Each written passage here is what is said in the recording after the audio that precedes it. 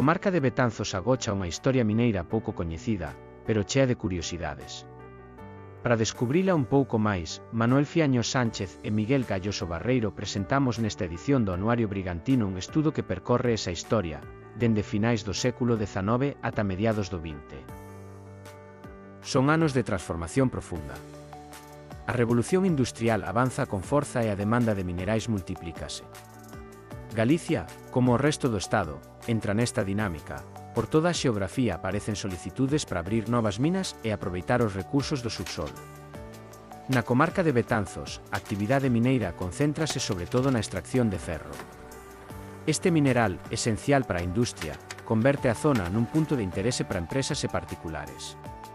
Pero non só se busca ferro, tamén hai rexistros de explotacións de chumbo, wolframio, arsénico e outros materiais que, nalgúns casos, teñen un valor estratéxico importante. Entre 1872 e 1943 contabilízanse 146 solicitudes mineiras nos concellos da comarca.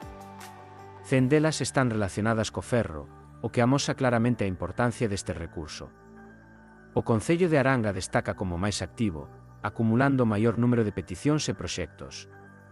Entre todas estas iniciativas, hai unha que chama especialmente a atención, a mina de mercurio coñecida como Gla Oculta, situada en Betanzos. A pesar de que nunca chegou a explotarse, deixou unha pegada duradeira na toponimia local.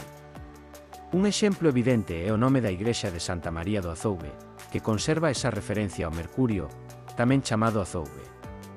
O estudo tamén recupera unha ampla microtoponimia municipal, moitas veces esquecida ou desaparecida co paso do tempo.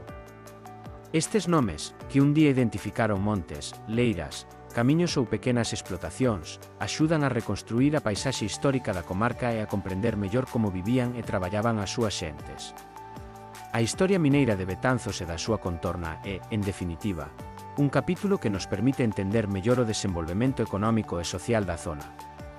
Un pasado que, aínda que non sempre visible, segue presente nos documentos, nos nomes do territorio e na memoria colectiva.